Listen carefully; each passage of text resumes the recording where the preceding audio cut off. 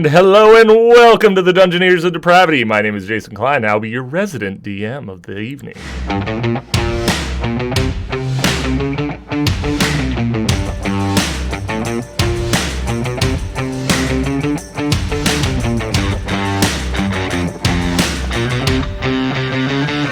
Yes. Oh, I know. That is awful. It is nightmare inspiring and it's wonderful. You look like a cop that only bottoms for women. Don't debate on the whole pagan thing. You don't know how it is. It's true, I do not, but Jesus, that is awful. Get it away. Get it away. Oh no, I almost came on. If I could have found it, I would have brought my top hat as well, and I was looking for a monocle, just be like, Well, a fine evening. That would have been yes. Yeah, no. So yeah, this was caused just to terrify you. What? Face smashing. Just once. Face smashing. Smashing! There, are you happy now? Did that make your night, Yes. DJ? Okay. Nigel. No, it made my morning. Nigel Thornberry. Nigel. Yes. Like Nigel. Oh, that's on point. Yes. Oh, yeah. So now that we've gone down this rabbit hole, I don't know what happened to Fweck. He is having some technical difficulties, but we are, as previously mentioned, the Dungeoneers of Depravity, and I have, as they can introduce themselves, my players. Ladies and gentlemen, the fantastic Palasier is here, being played by yours truly. It's almost as bad as my mustache. Oh, nothing is almost as bad as your mustache. Your mustache is worse than cancer. Really? Because I'm pretty sure your rolls last game were worse than this thing on my face. So I had filed that under PTSD, just blocked out the memories. So thank you for bringing that up. That was awful. God. I would rather do that again than have your mustache, though. DJ. Yes. Hello, I'm DJ. Konnichiwa. DJ Oh my Desta. From Japan. How y'all doing? So jealous. I know. It's a horrible, horrible thing. But, that being said... Fucking weave. Oh, thank God! We have an Aaron. Which brings us... insults from beyond. I know, right? He's just kind of disappeared. But he is with us in spirit. So it's like there's like 15 different storms going on, and they love my house. So cool. Well, all right. We'll just keep in our hopes and prayers that you'll be able to do this whole session. Then I'm working on it. I know. That being said, though, so last episode, 2 weeks ago, because we had to cut out because of family and friends and all sorts of other shenanigans. 2020, y'all. 2020, y'all. This mustache embodies this 2020 year. It really does a lot. That's part of the reason I did it. It will be going away after this episode because, God, I hate it. Our party had finally come to the conclusion of the manor. They had gone ahead and they had freed Alfred from his kind of berserk rage. And after doing so, they came up with a kind of a parlay deal with him where he would help them finish their quest by Lord Bertram, as long as he got to get revenge and kill said Lord Bertram for betraying him. Super duper dead. Oh yeah, super duper dead. Which, after some strange muddling and possession of our giant friend by the ghost, who ended up being completely useless in all the fights. Jesus, I missed everything. You really did. Like there was a lot. I should have given you a little bit of background, but you became possessed, Fweck. Which after you guys got back to the manor, Alfred kind of depossessed. I don't know what to say on that one. Re-unpossessed. Yes. After. And what was it we were calling him? Fweck? We were calling him Fweck, right? Fweck. That's what it was. After that, Fweck decided to take a very long, luxurious nap on the floor of the haunted manor. Full-out chaos ensued, and the party had actually almost gotten out scotch-free. Like, they were doing pretty good. And then we wiped. And then, for whatever reason, though they had been down to one tank, by which I mean, Null's puppet. Null went, no, guys, I got this. Turned his puppet into a living bomb and blew the guards up, which would be great, except they were still alive afterwards, and proceed to mollywop our entire party. At the cusp of being killed, a giant female being appeared and proceeded to massacre the guards and work on massacring the party. And after disappearing, they were saved by another glowing figure, only kind of more on the opposite end. Instead of dark and creepy and scary, this one is much more like brightly colored garb and glowing bright, and everything's warm and wonderful. And there was a rainbow. You should have seen it. I saw a unicorn run across it. All because someone couldn't let go of it. Sounds like a bunch of Ex Machina bullshit. I mean, it wasn't meant to be Ex Machina, but that's what it turned into because somebody decided they had to attack the guards because his shirt got torn. Not my fault entirely. Man, why does that sound fucking familiar? I know, right? So anyways, our party has been revived to full health, and they are standing after watching their friend Alfred get just destroyed as a ghost. And yeah, so you guys are alive. You're feeling pretty chipper, and you have this large glowing lady in the center of the room who, by the way, Fweck, she's actually taller than you. Son of a bitch. She's like 16 feet tall. This is a big bitch. Just saying. That's a huge bitch. Fweck love interest. Oh, Lord. I'm hoping he has a romance arc. So what are you guys doing? So you just watched something, and from the previous conversation, you guys do realize that she knows who that person was that kind of wrecked all of you, based on the fact she called her Winter. So yeah, what are you doing? You've got this big glowing being that just brought you from the brink of death. In your case, Palsier, quite literally from the brink of death. Super I'm close. laying in pain. I mean, you're not in pain. You guys are actually, you've all been full healed. Yeah, we've been healed. That doesn't mean the pain is still there. No, I mean, you guys all feel really good. Like, this would be like a day spa kind of treatment. Y'all are feeling relaxed, loosey-goosey. Having a good time. A good time. Thank Stop you, magically Palsier from being glowing. dramatic. I say thank you, magical glowing lady. She kind of looks down at you and smiles and goes, "Oh, that's nice of you to say, but if you don't need anything else, I'm gonna go now." And she starts to fade a little bit. Palsier just whoa, hey, just a moment, por favor, because now Palsier speaks very limited Spanish, and akin to undercommon. I don't know. Anyway, so he's like, "What are you?" And yeah, it was a little bit. Yeah, Not that. I was gonna let that one go, but Nope. So Palsier just goes, "What are you?" And that other thing that was here before. She, at that point, by the way, Palsier, when you do say that, she looks like she's walking towards you, but her body is kind of phasing left to right as she does. Like, it's basically, it's almost like freeze frames where she disappears and reappears.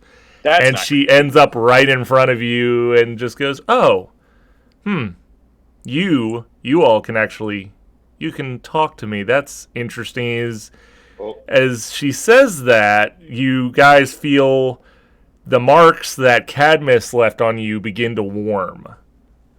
Ooh. Like a little? Yeah, no, like you can tell, and you can see where her eyes are darting around. She's looking at each of your marks. That makes sense. Palsier is going to kind of flaunt his mark a little bit, and he just, "Oh, you noticed."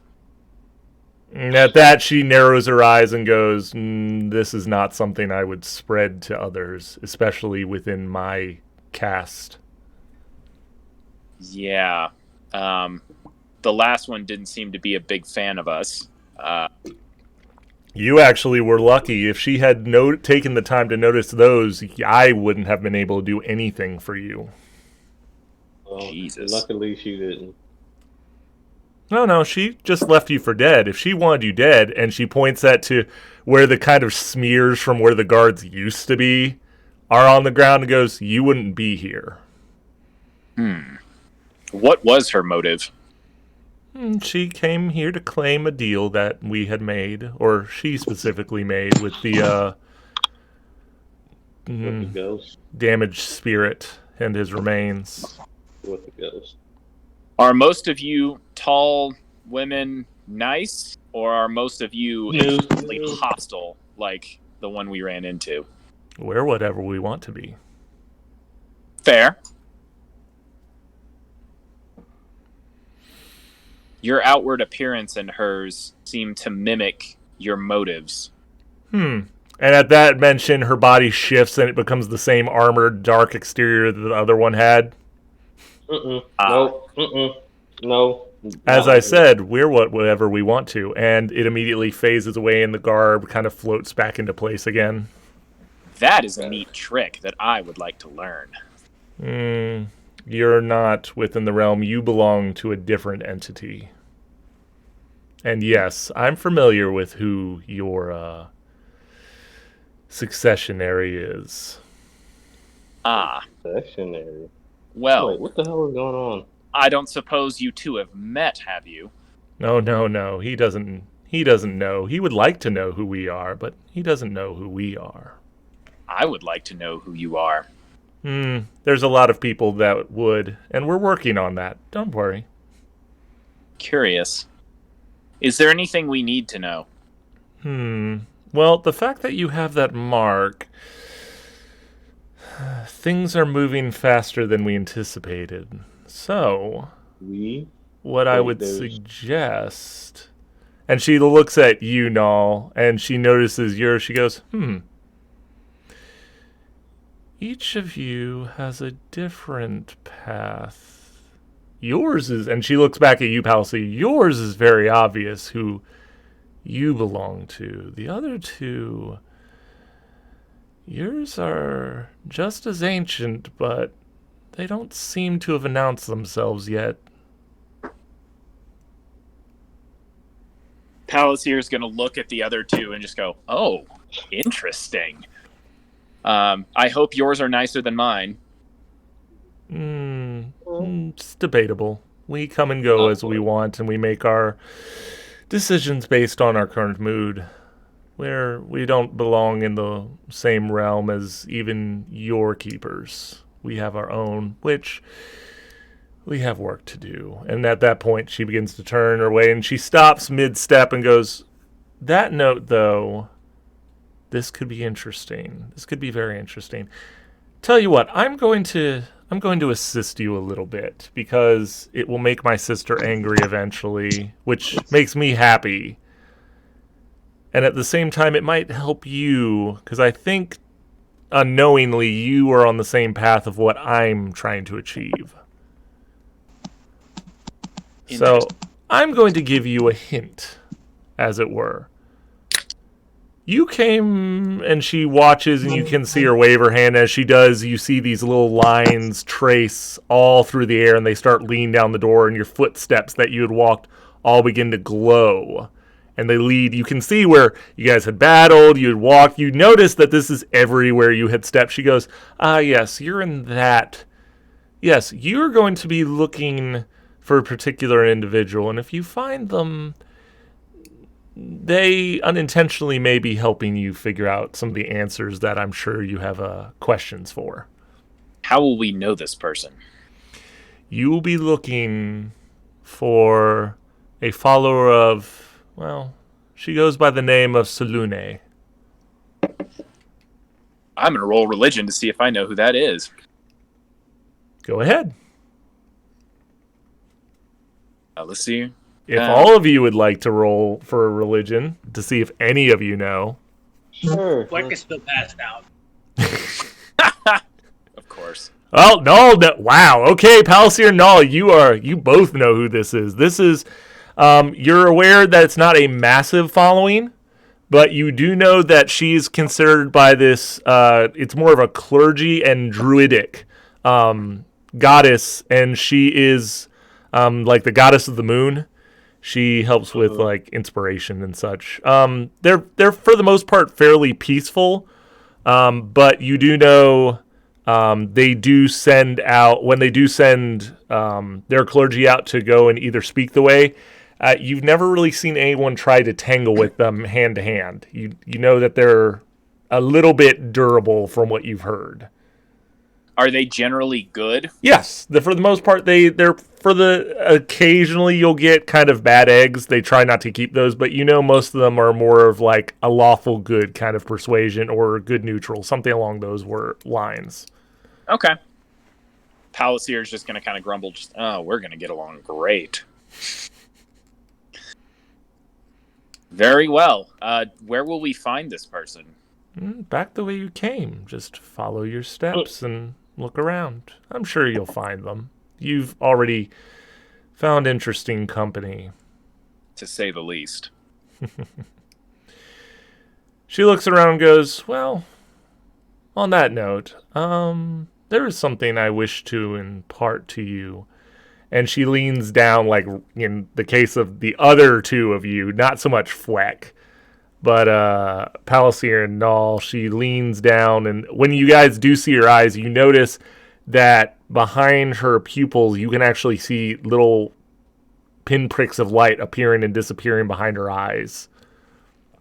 She goes, when you see Cadmus again, and I'm sure you will, mention the name Nim. I'm sure something will...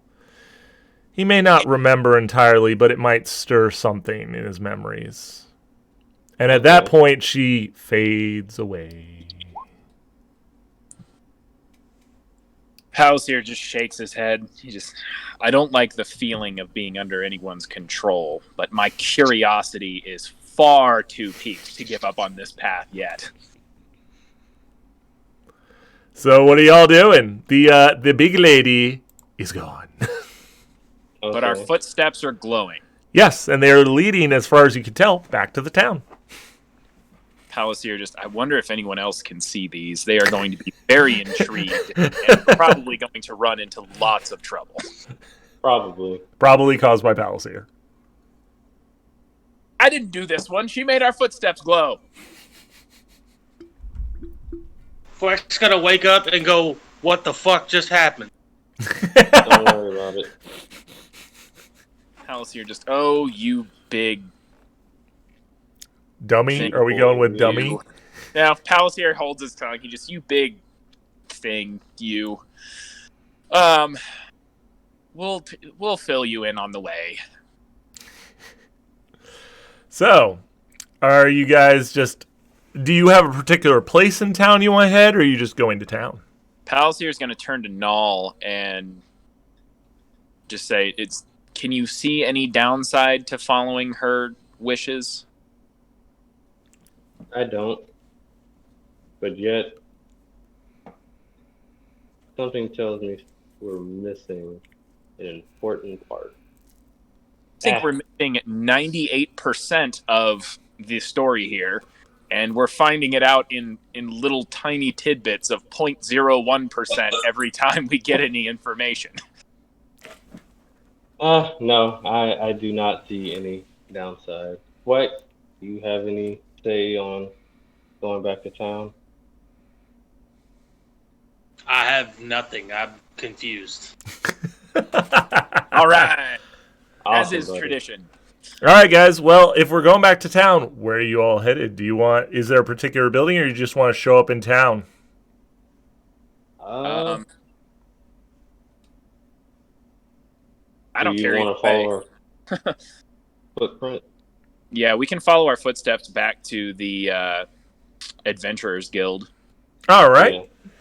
Well, you all start heading back, and you notice the footsteps. As you get close to town, you notice that there are people kind of looking. I'm like, what are these? That there's people like kicking up the dust, and they're just like, what? They won't move. What is going on here? And you can tell, along with some of the city guard, there's one guy in big robes, and he's like, he's scratching his head, and just like he's looking through a book. And you guys, Null and Palisier would recognize this is a magic user, and they're just like,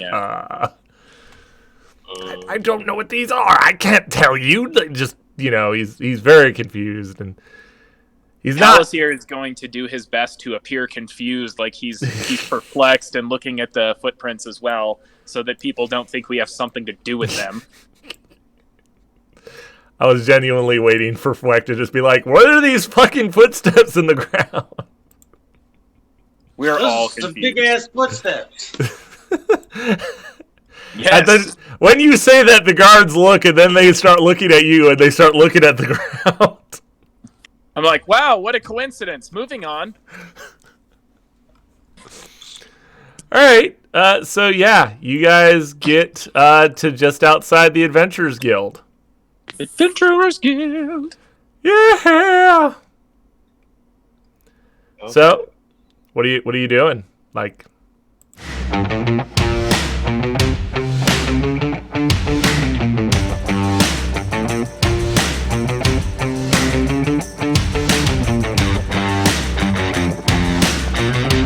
at this point, when you guys have gotten back to the Adventurers Guild, your footsteps fade, and they're just people are like, "Ah, what the? Hey!" They're like, you hear a bit of a scuffling, but the wizard is still just scratching his head and going, I don't know what these are. I can't handle it.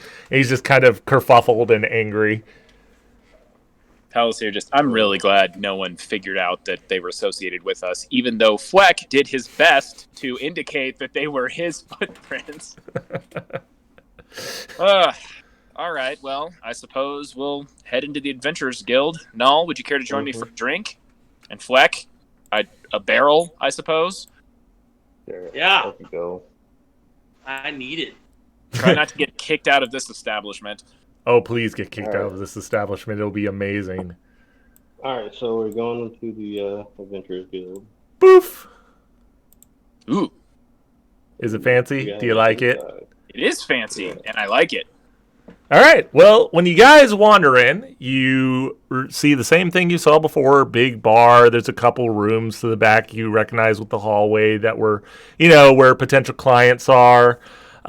You make your way past the service desk and make your way into where there's actually the food and alcohol. And this time when you walk past it, the front desk, it's not the same buxom lass there. There's actually a large gentleman there who's finely dressed, and he kind of waves at you. And goes, can I help you all? Yes, we are actually back from a job. We have accomplished a job, and Can I see your membership tokens, please, sir? Slap! All right. He looks at him. He waves his hand. You see him glow a little bit, the same symbol that she etched before. And he's like, oh, good. Welcome to the Adventurers Guild. You're aware of our services here, correct? The job board. And then, of course, there's food and drink, which are, at a reasonable price compared to the other inns around here as part of, bringing business to us and all. Yes, Yeah. indeed. And I could use a beverage and some food. Well, you're welcome. And he just gestures for you to go. Palisier's going to nod to him and start moving towards the bar. Alrighty. Well, you get up to the bar, and bartender's back there. They wander up. Oh, what can I get for you? And it's actually a gnome who is walking on stilts behind the bar. Palisier is going to openly laugh and then kind of stifle it a little bit. And when he sees you laugh, he actually does like this little like pirouette twirl on the stilts without dropping the mug, and then does a deep bow and goes, "Thank you, sir." Palisier's going to tip him a silver. Oh, That thank was you. impressive. Give him a small round of applause. Oh, thank you. What can I help you with today? A drink and some food, please. Oh. Please. All right. Well, what is your pleasure as far as food? We've got some. We've got a rack of lamb that we just finished. We've got potatoes. We've got some thick cut bacon and eggs. If you'd like that as well, you guys. I mean, there's our kitchen's fully stocked and our larder's full and ready to feed y'all. Palisier's going to turn to Null and he just, after you. I think I'll take potatoes and a steak, well done with some A1 steak sauce.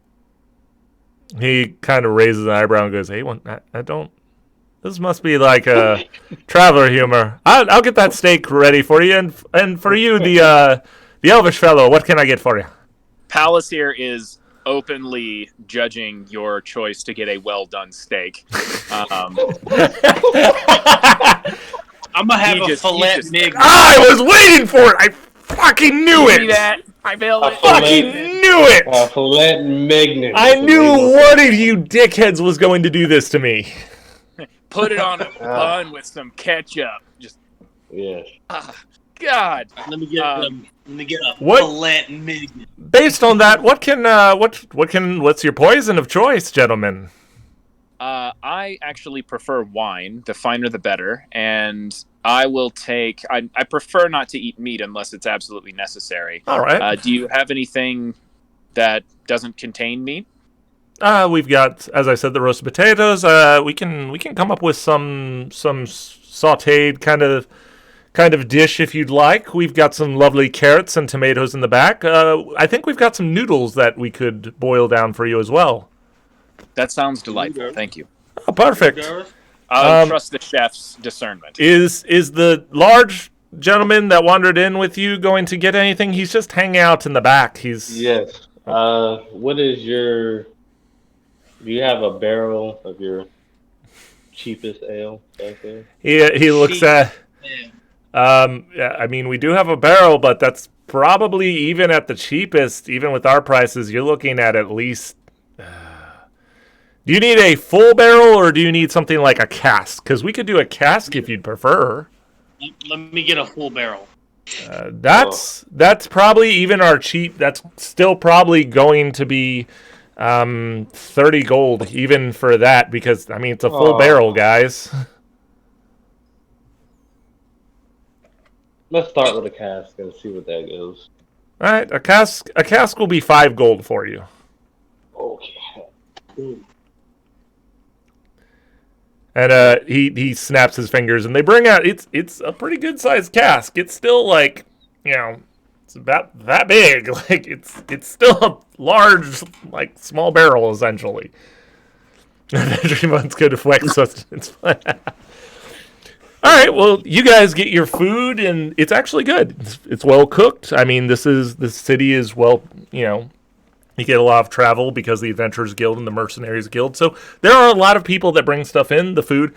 Even for you, Palliser, I know you're used to the finer things, but you would say this is not like the standard tavern fare. Like if you were to go to something called like the Salty Duck or the Dog's Flap or something like that. Dog's Flap. Yeah. I am looking forward to checking that place out. Oh, I can't wait to show you the Dog's Flap. How many Michelin stars does that place have? Can you give a negative? Probably. So anyways, what are you guys doing? Do you want to are you going to try to listen in on what's going on or? You're damn right. I'm going to roll perception. I'm going to try and look and listen and figure out. I will also try to. Oh, nope. Shenanigans. Nope. That is not. Ooh. Starting off strong, boys. Starting off strong. Palliser, you're like trying to raise your drink, like your wine and really sip. Good food and wine. And you're looking around, but instead of doing this whole where you're just like looking like this as you tilt back looking over, you're more like. And you don't see anything because people, every time they notice you leaning, they're like pulling their drinks a little back and like, this guy's. People actually, the guy who's sitting beside you, he actually gets up and moves. Fuck that guy. Well, which with my 17, with your 17, no, you notice there's a lot of chatter. There's talk of there's an infestation of manticores a couple miles outside the town. People are exchanging stories. You see a couple dwarves in the corner are exchanging, like you can see them lifting their shirts and showing scars off to each other. Like this is an Adventurers Guild. Like you got people everywhere. However, over at this side of the bar, you notice that there was a woman who got up and she moves to the back corner, and the two men that were sitting beside her trying to talk to her and she was ignoring, they kind of follow her. And they sit and kind of, you can tell she's very uncomfortable. I'm drinking. How's the wine? Yeah. Yes. It's a standard wine. It's nothing fine or anything, but it's not bad either. Table red, probably. Yeah, it's just a standard. Probably a blend. Well, and at about this point, It was about that time. it was about that time where you see the men have gotten up and they're trying to stand over, and the woman now slams a mace down on the table and shouts at them. Mace. Which at that point, I'm going to allow her to introduce herself. Let's say hello to our newest player, everyone! What do my breasts have to do with it? Oh goodness. I would like you all to say hello to Danny. She is our newest player. She has been interested in playing. And Danny, I'm going to let you do a rundown of... I'm going to let you give a rundown of what your character looks like, who right now is very, very angry by the two men who are not getting the idea of just go away. Well, she is a fiery redhead, pale complected, but hey, what are you doing? What are you doing? Trying to show the Fine. picture of it. It doesn't matter. Anyway,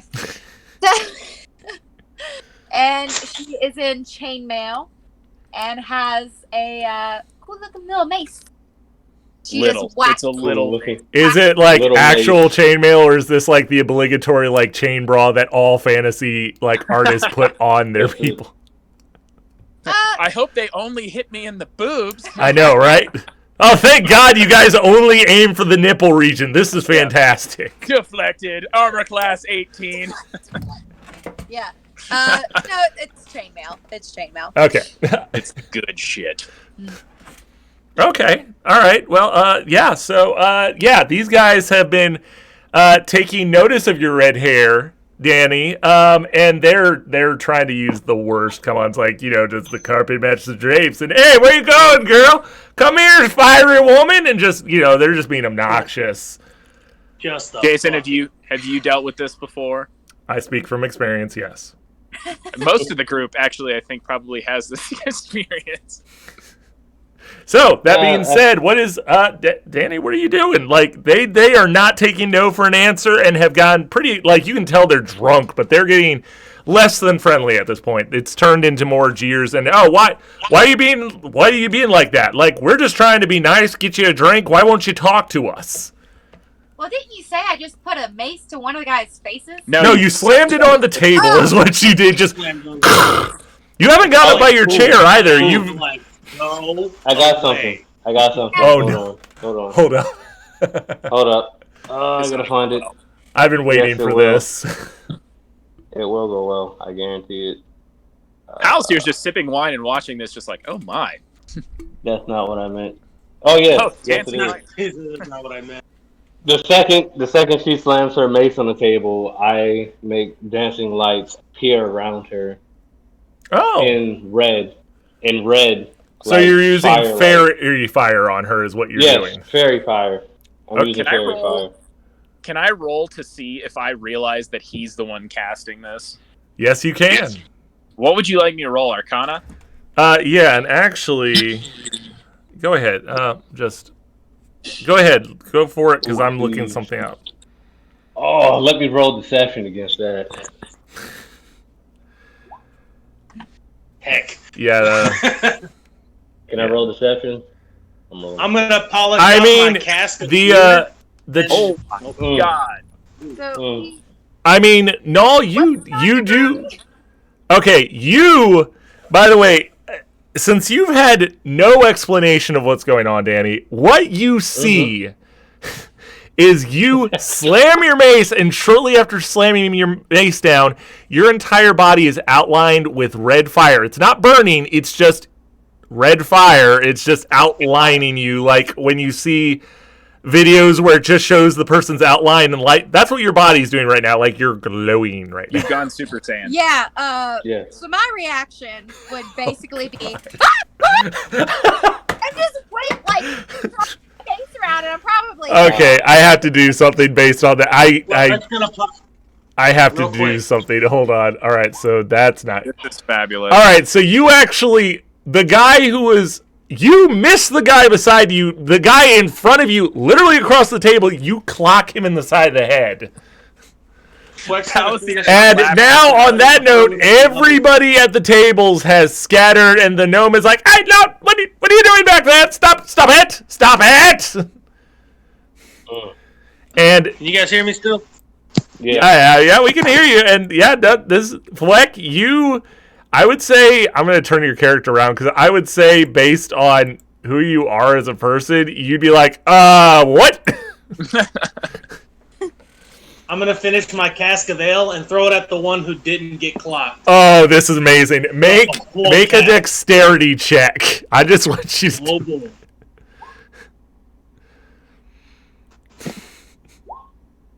Ooh. Wait, what? I mean, I have advantage on dexterity checks and save throws. Yeah.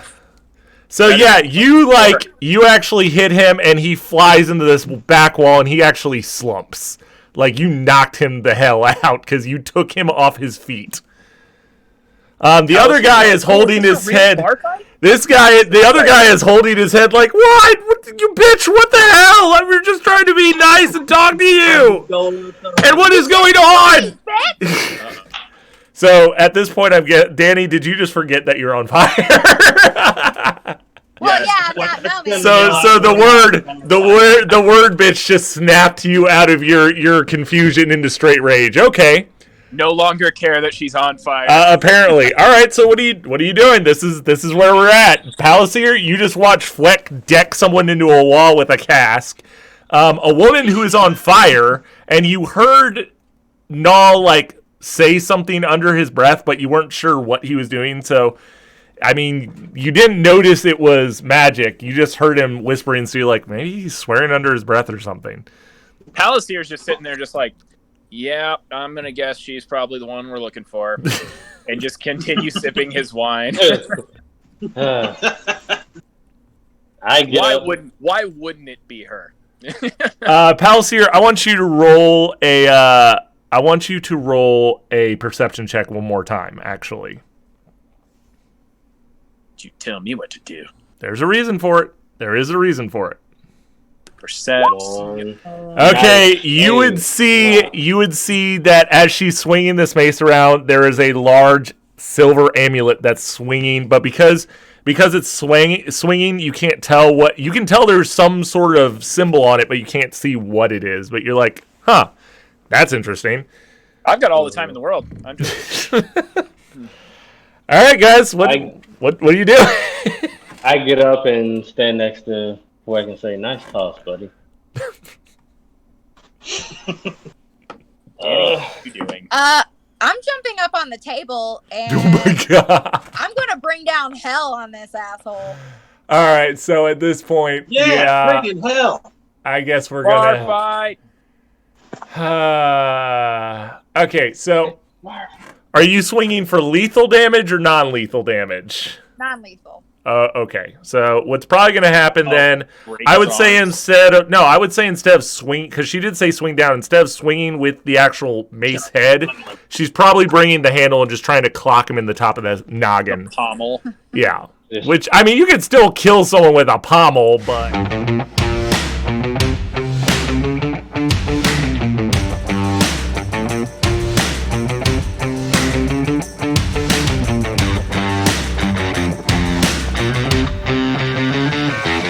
You knocked the dude out, like, yeah, you knocked him into a wall. You almost knocked him I didn't through know a if it was wall. supposed to depict whether I was doing lethal or non-lethal. Well, in your damage. case, you were throwing a cask. I wasn't gonna bother.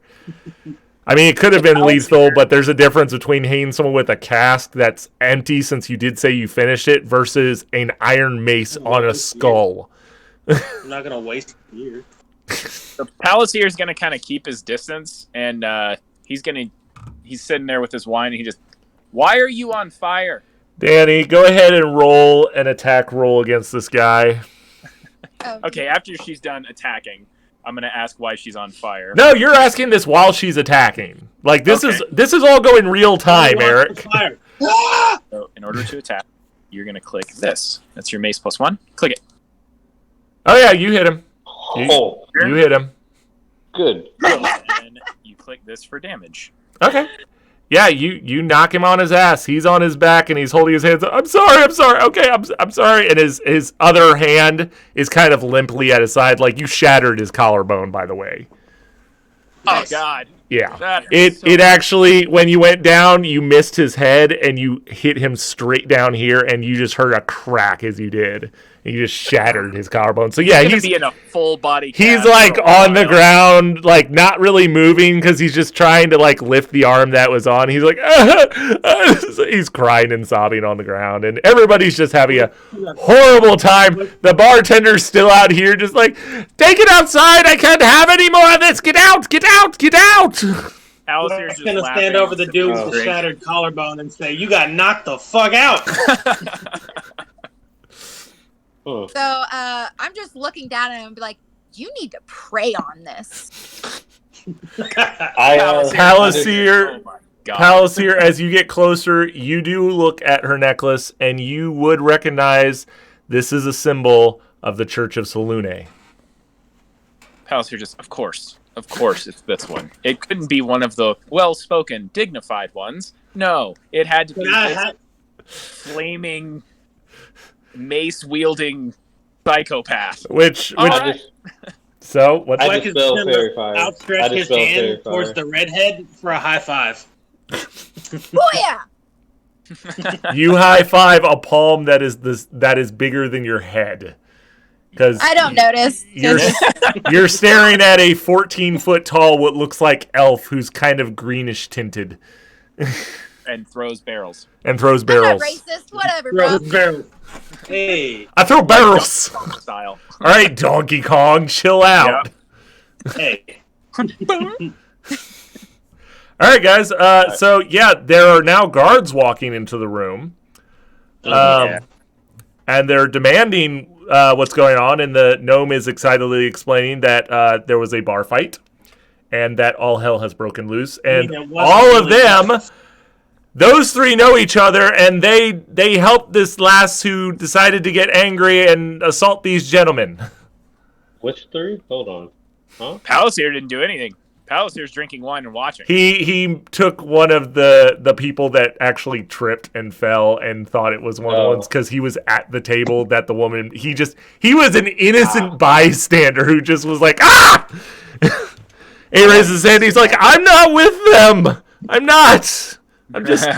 was there. I had nothing to do with this. I was having a beer. I work 9 to 5 on the farm.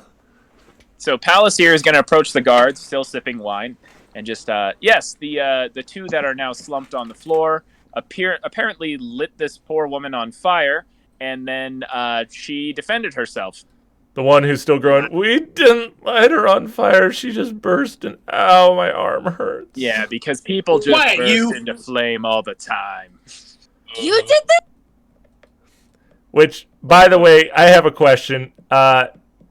During all this, did you drop the fairy fire? Or Yes. Okay. No, I dropped it. Oh my god, I've been sitting here like, I wonder if he actually, like, she's still just standing there on fire while this is going on. It's a little ball of rage. Just fiery rage. How tall is your character? Like 5'5". Okay.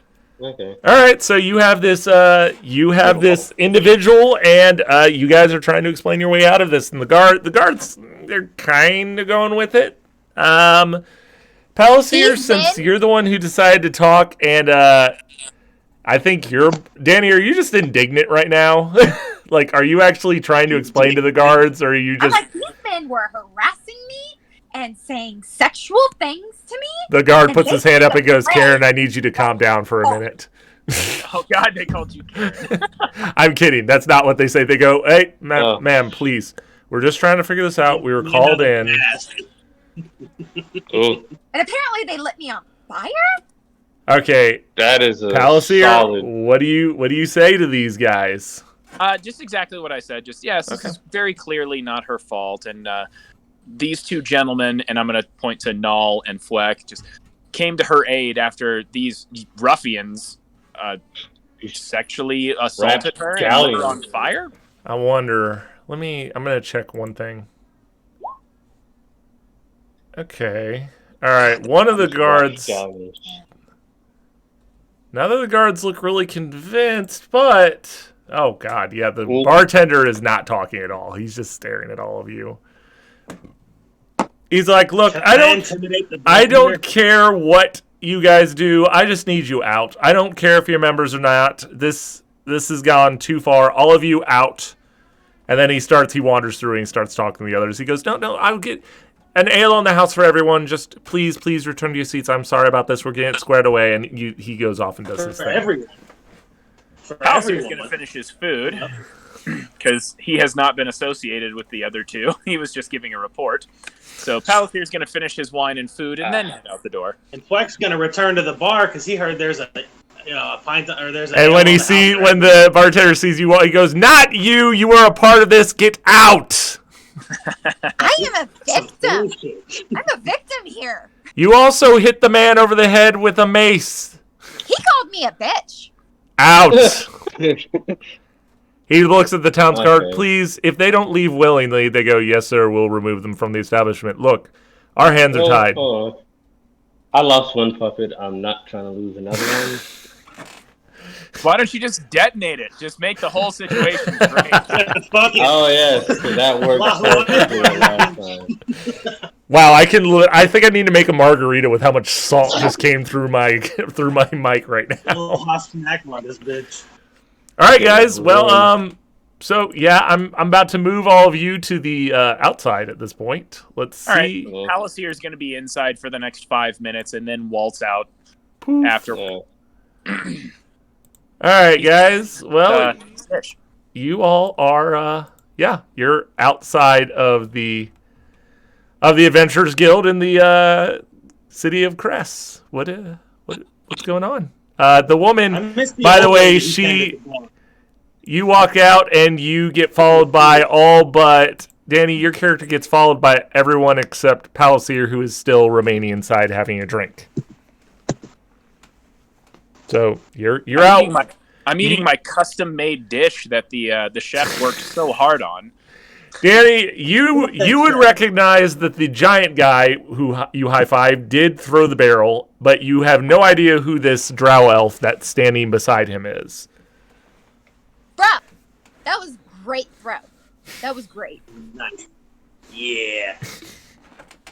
Yeah. It was great how you shattered that guy's collarbone. Yeah, he had it coming. Yeah, you're right. You're right. I'm Fweck, by the way. What do you say? He introduced himself as Fweck. Oh, Fweck. Cool. I'm Rose. I'm Rose Null. number 10. It is nice to meet you. And now we're friends. Look at that. Hey, I love Already making friends. Fweck likes friends! Yay! What have I done? I'm Null. What have I done? Friend of What have this you done, Jason? big oaf here that chucked the barrel. Nell said he's Fweck's friend. Oh, hi. What brings you to this city? Oh, just kind of wandering. I've been wandering for a long time. I don't really know why I go this way or that way, but it just feels right, so I go this way. Yeah. Ella, you lit her on fire. Fweck, you do not get to say that because you have no idea that had anything to do with Null. Sorry. That was out of character. Okay. I was just like, you do not say that. You're going to rescind that from this conversation. That would not be happening. All right. While they've had this conversation, Palliser, you've enjoyed your glass of house wine. You've had your wonderful vegetable medley with noodles, and you have wandered outside.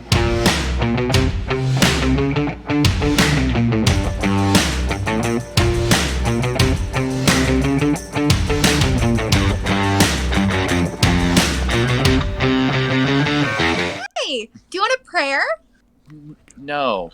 Don't pray. We don't do that here. But we We don't actually do that. were sent to find you by a big woman. Wait, what'd she look like? Oh my god. It Big. was. I'm gonna turn to Fweck and just a few inches taller than that one, and glowing. Yeah, but glowing how? What? How many glowing 17-foot tall women do you know? I don't know. My goddess can be pretty imposing. I don't think it was your goddess. She was Oh. kind of bluish Best color. team composition ever. Palace here just goes, listen, we are... This is going to sound trite, but we are on a mission to save the world. And we were told that you may be able to help. Yeah, cool. Let's do it. Oh, wow. Can we assume that Significantly easier than I thought it was going to be. Well, why not? That sounds awesome. Saving people and being, just awesome. Palace is it here safe is going to to start assume that rubbing Rose his is aware of what temples. happened at the Coliseum? Do what? I said, is it safe to assume that Rose knows what happened at the Coliseum? Where the galactic butthole opened up and just shit on everything? Oh, yeah. We should probably tell her about the galactic You can butthole. ask. Hey, were you? I just figured since she was part of the world, I didn't know if she already had, backhand Okay. knowledge of it. How many days ago was that? Was that a week ago? Fuck. It was almost a week. It was probably about it was about a week ago. About a week ago. Stop it. So, about a week ago, were you happen to be in a city throwing a large celebration? How the hell would she have survived that? We survived. How the hell did we survive it? We were entreated by a giant blue deity and given an airship. Rose, you have no idea what they're talking about, by the way. Do you think Fuck. that happened to more than just us in the town? Are you insane? Well, about a week ago, I was hanging out with a bunch of druids in the forest. I don't really remember much from that. So, There were mushrooms involved, y'all. yeah. I was just Oh, going to shit. ask what their weed and. Palace here's just going, oh my god, she's as bad as Fweck. Oh, yes. Yes. Okay, well, about a week ago, shit hit About the a fan. week ago. The world is ending, and we need to save it. Still don't know how we're gonna do that, but we have to. Supposedly you were supposed to guide us in some way. Yeah, that's a lot of pressure. Yeah, get used to that. Saving the world. All right, so And- you need guidance. All right, let's go that way. Did you just Flex all for it. did you just point in a random direction, or do you actually think we should go that way? That's what I do. I pick a direction and I go. Huh. Well, this was Flex less about it. helpful than I thought it was going to be, but welcome to the crew, I suppose. Finally, someone who's not an asshole. So Rose is going to go up Hey, and hug each I and take every it one too. of them. Oh, my No, god. you're not good. Palace here is very, very opposed to this. He just just don't. No, stop. It's Stop. okay. It's okay. All right. Just It's okay. Oh God, she didn't All burst right. into flames again. All right. why so, were you on fire? I was on fire. Those guys lit me on fire. Yes, it was very Yeah. weird. It was very obvious that they were indeed the ones, not me. I They. think lit I you on was so angry though that I didn't feel it, and it didn't hurt me Mhm. because thank the goddess. I think Yes. it's more like that's exactly what happened. Anyway, we should probably introduce you to our ship, and Oh, you have a boat? We got a boat Yes. we have a boat Yes. that flies. flying. Yeah. That's cool. Yeah, it's the best. So we're going to introduce you to our boat because our boat Wait, does it Has really fly feelings. or does it fly? No, it flies. No, it like in the air. Like Are you up off the insinuating our ground, boat is on all of that. drugs? I don't know. I don't judge. I mean, our boat is sentient. What? Okay, yeah, let's go. Let's go. All right. So we're gonna take her to Doubt the it. ship, unless anybody has Question. stuff they want to do. Question. Oh no. Is the ship in the direction she pointed?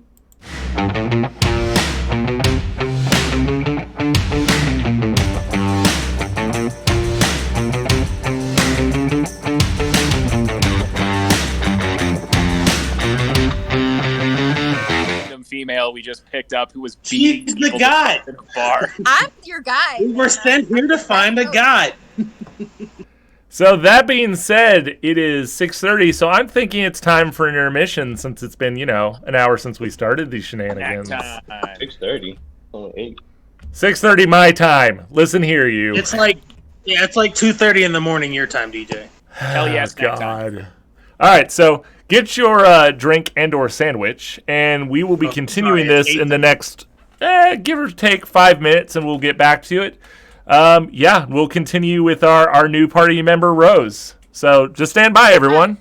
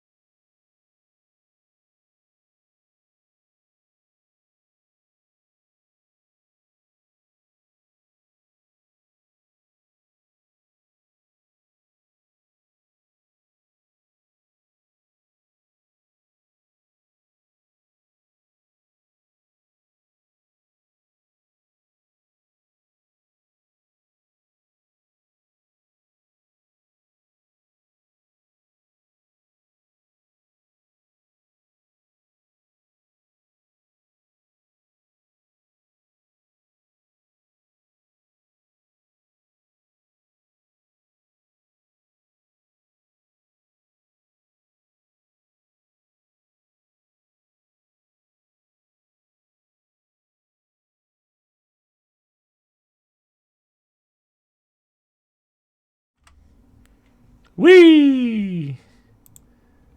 And we're back again. I don't know where Eric went, but he decided to just disappear.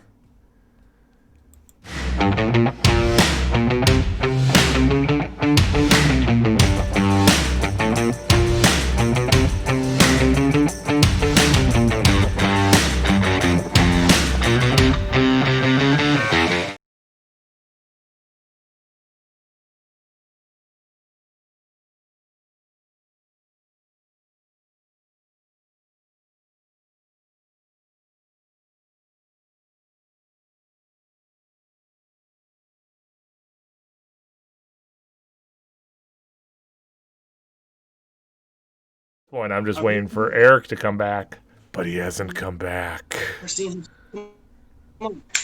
Get over here and sit.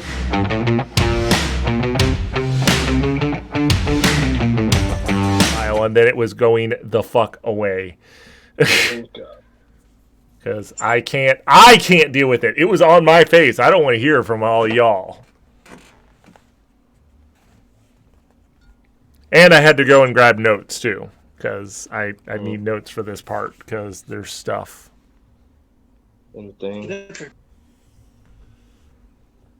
And he's nowhere to be found. Eric, get your lazy butt back on that couch.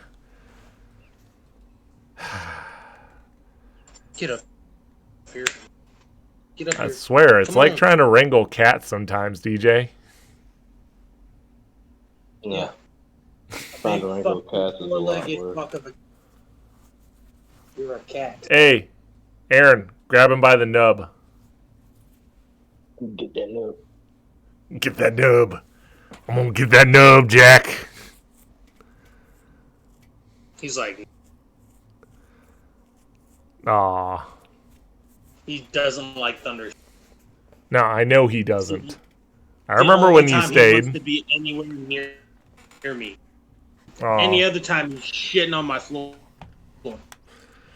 I mean, he's a dog. He's a Jack Russell. They're kind of stubborn as hell. You know this.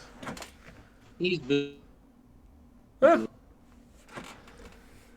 Do. We actually take him out more than once a day now. I can't wait till I can leave or get off base. Oh yeah, you're quarantined, aren't you? Uh-huh. Solid 14 days. They said, Yeah, "Oh, but you're that also American?" means you don't have to Yeah, work, you're a right? dog. That does mean I don't. Well, then don't bitch. Like, yeah, you can't leave, but you're also not having to do shit right now. This is true. Like, relax. You Play could, some- you could just leave and not tell anybody. I don't think that'll go well for him. It'll go. Probably won't. No, that'll probably go very poorly for him, honestly. It'll go fine. Swear disguise. I'm going to message Eric again. I'm gonna put on a hat and sunglasses. Yep. At night. Because the city of Tokyo is very bright. Back to the couch, damn it. Yeah. I've only got about 20 moments. I know. That's why I'm like, we Moment. need to get this going. One of our players, like, he's only here for a limited time, y'all. Limited time only. Oh, so your special edition? Special edition. Special ed edition. Yep, that was the joke. Way to join the. That mustache special edition. Fuck out of here. You know what I'm really upset about? What? I was so tired when you guys were roasting the absolute dog shit out of Ice the other day. I was really upset that nobody like tagged me to invite me into said roast. 'Cause I had some shit to say. What happened? Oh, she decided to try to pick an argument with Pat, and yeah, everybody jumped in on it and started roasting her ass because of it. Just dumpstered her. Yeah, we dumpster fired her entire existence. I was so tired from work.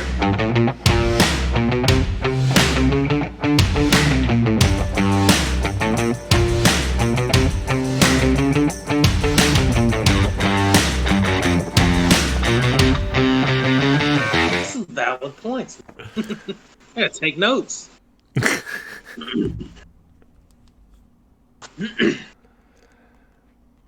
Damn it, y'all.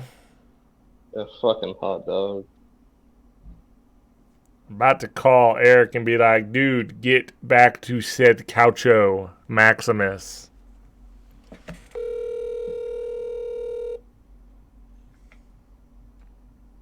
I'm about to say, if I start hearing his phone ring on the other end where he just left it on the couch, I'm gonna be hella pissed.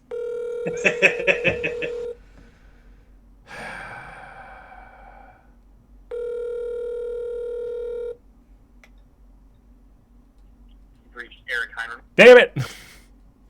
Alright, well, we're just gonna continue for now without Palliser and Rose then.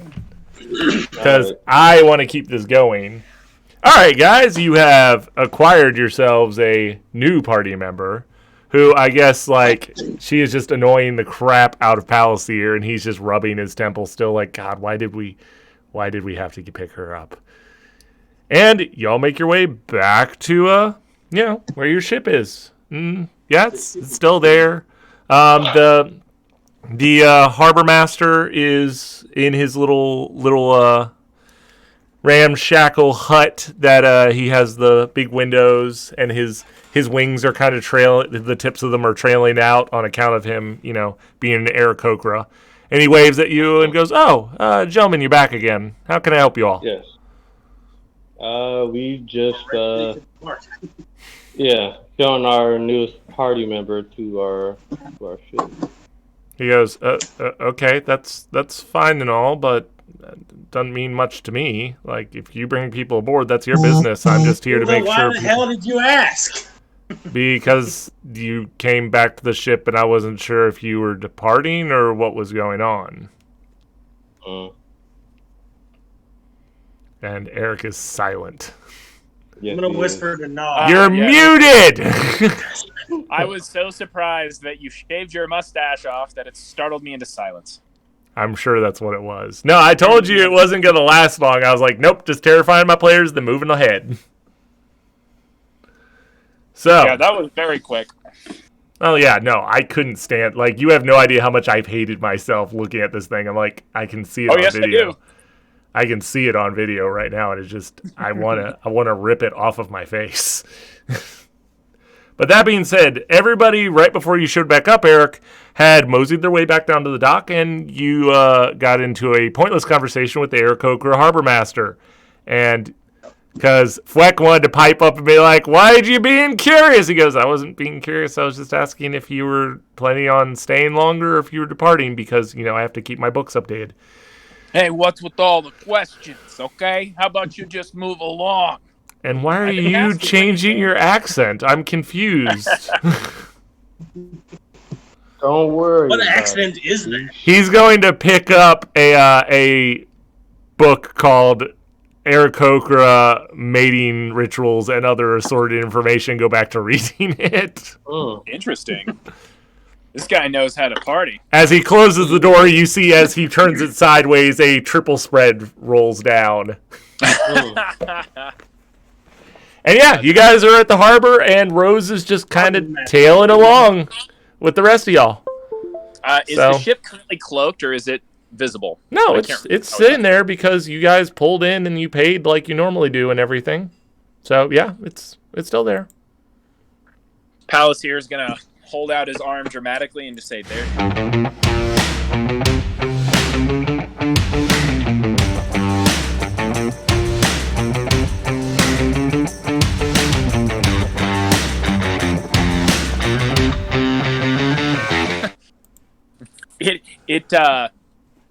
It actually works on thoughts and prayers, so you'll be able to help with that.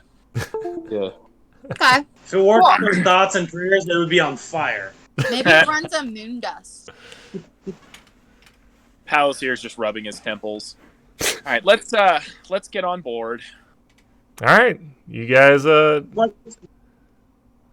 you're headed on board then. Mm-hmm. Fweck's gonna show Rose to to Palliser's favorite mechanical insects. Oh, incidentally, you see where what look like gun turrets on the ship. You see one of these mechanical insects is actually looks like it's doing repairs on one of it. Just cleaning it up, working on some of like you see it bolting bolts back into place. Oh, cool little guy. Can I start naming them? I mean, if you want to. That's Ted. Is the other one Bill? Yes. No. It's Mark. It's Mark. Hey, Hi, Mark. God damn it. Oh, hi, Mark. This joke is never going away, ever. Counselor's like, I did not hit her. I did not. I did not So hit her. I did not. Bullshit. as you guys are making your way on board, you see the double doors that lead below deck. They do their whole and open, and standing in the elevator is Dargo. He goes, "Oh, you guys are back, I see. Yes. Nice of you to join us again." Yeah, Sure. nice to see you. Who is that? Margo. This is I'm Rose. Rose. What's up? Okay. Is she joining us, or did you rent her? That's fucked up. Brutal. No, the thing is, I'm renting all of them. Ah. Oh, a better Counselor's businesswoman like- than the rest of you, then. I like her. Counselor- She can stay. And he goes, speaking of which, Hey, have you told her about our situation? As he says that, up floats through the deck, Cadmus. Cadmus. You, Rose, Manhattan himself. see a glowing blue figure who looks kind of elvish in nature, like it's very fine features, and he has these small sigils glowing all over his neck and his face. Whoa, is that a spell? He looks at her immediately, and he gets this extreme look of alarm and goes, She can see me. What? Why can she see me? Chicken City. I have eyes. No, not. And you can hear me. This is, And he kind of floats We're over gonna the be best deck. friends. He floats over to you, and he kind of starts looking at you, just kind of, what? You're a human. I know that. I recognize the species. Why? So yeah, Dargo's standing by the doors. He's just staring at you all, and Cadmus is looking over your new crew member. What are you all doing? So Palisier is going to tell Cadmus exactly what happened with the large women, Okay. and Oh, he's that's going to say right. the nicer of the two recommended we find this one. Why? I don't know, but she told me to mention the name Nim. When you say that, you see he pauses, like all of his movement because he normally you see him shift kind of side to side, like he's just kind of floating. It stills visibly. And you see him like his eyes kind of go distant, and he goes, you see him kind of, it's just for a second, and then he just goes, Nim. Why? I think I've heard the name, but I'm not quite recalling. Well, the large woman knew you by name and told us to mention the name Nim and find her. She's supposed to guide us somehow, but she doesn't seem to know how to guide herself. Nim's short for something? Nemethy.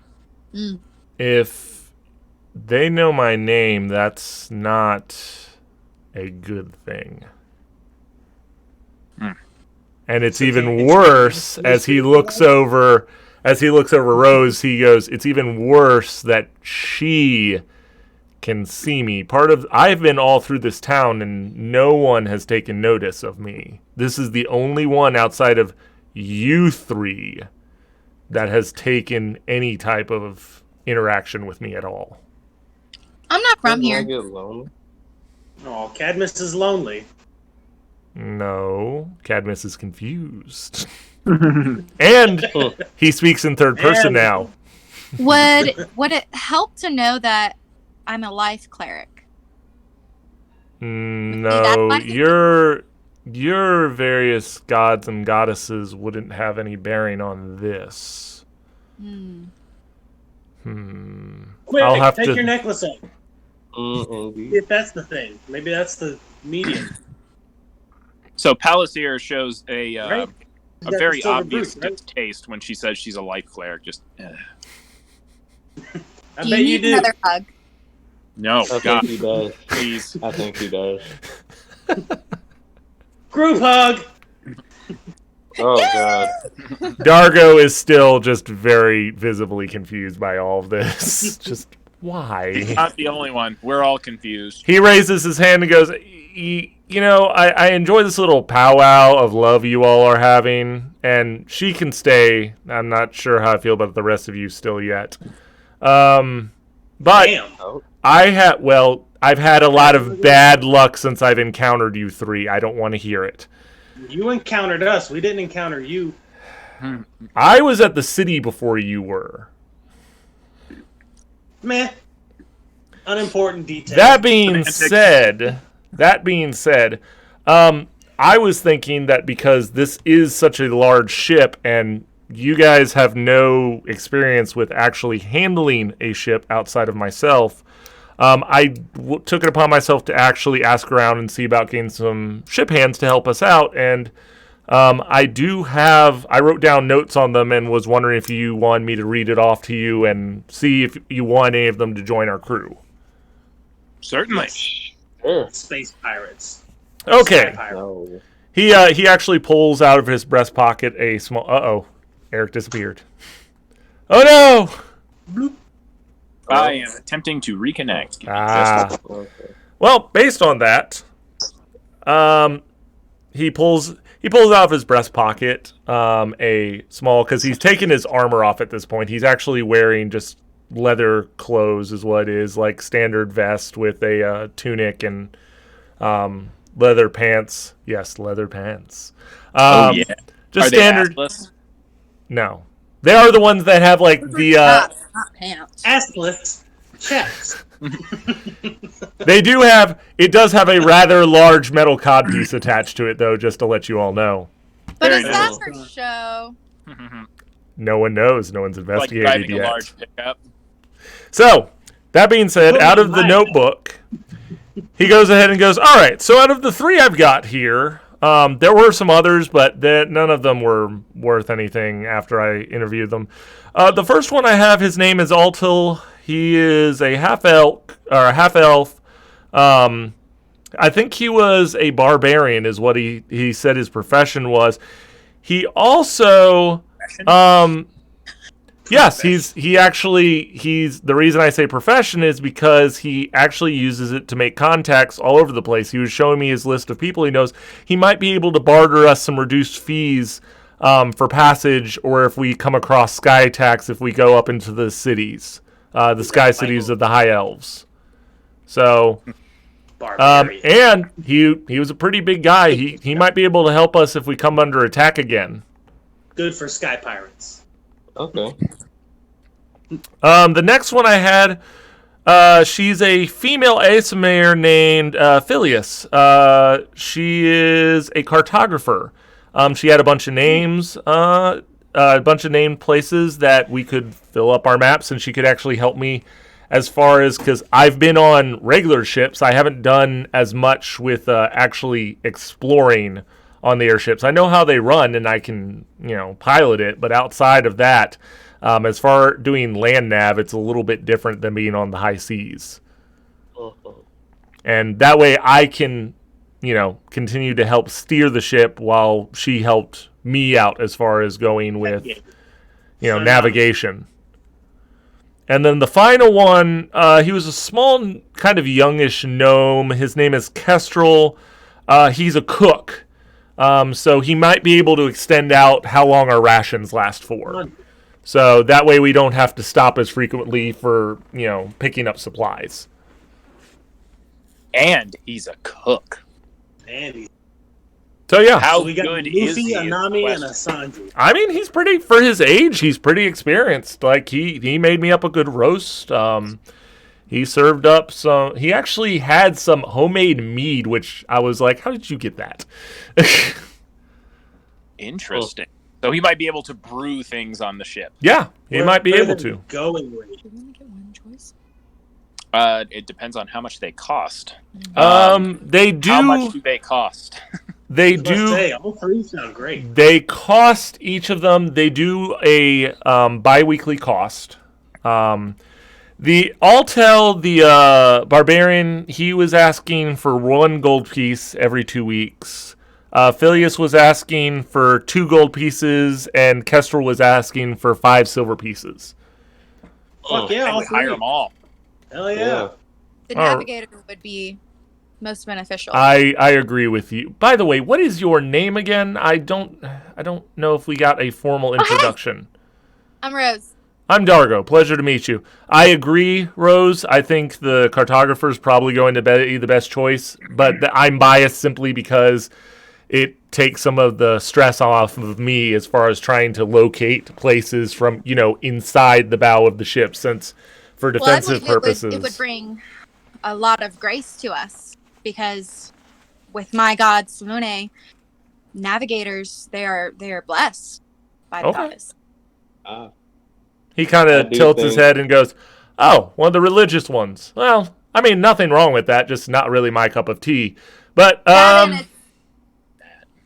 it's probably the best bet. What we need. No, How the hell did you I mean, mess it's this up to you all. I'm just here to pilot, and then I do like knowing where the hell we are going. Okay. So I'm down. You don't like the Willy Wonka trip? Hire all three. There's no earthly way of knowing.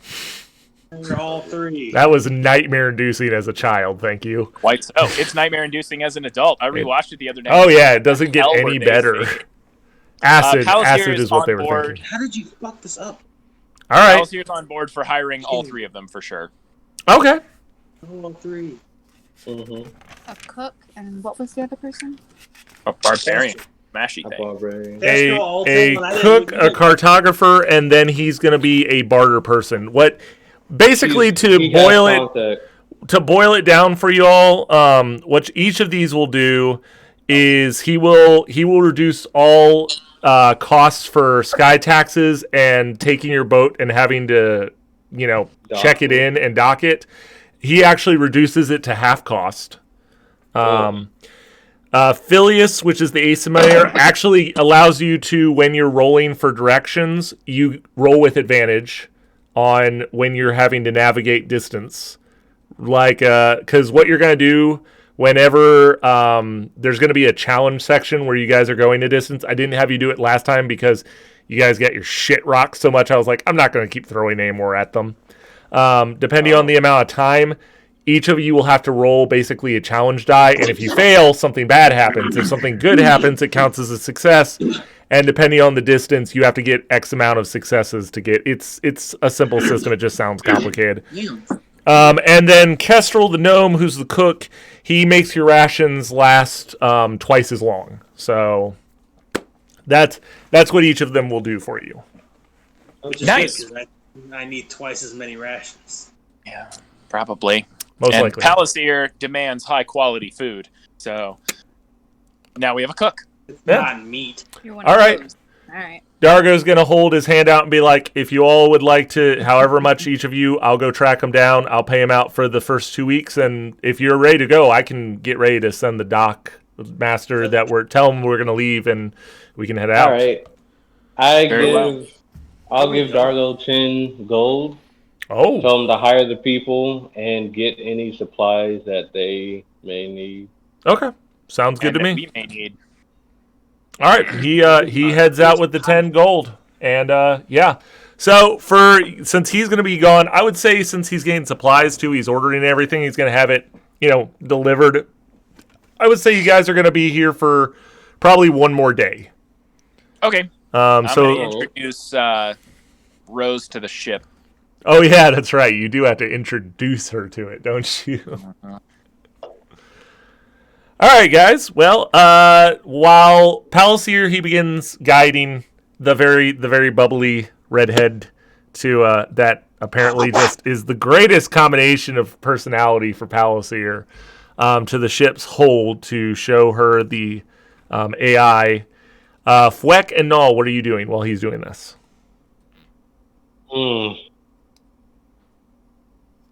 I think I want to go to my room and finish off my puppet that was unfortunately destroyed. Is your only puppet now?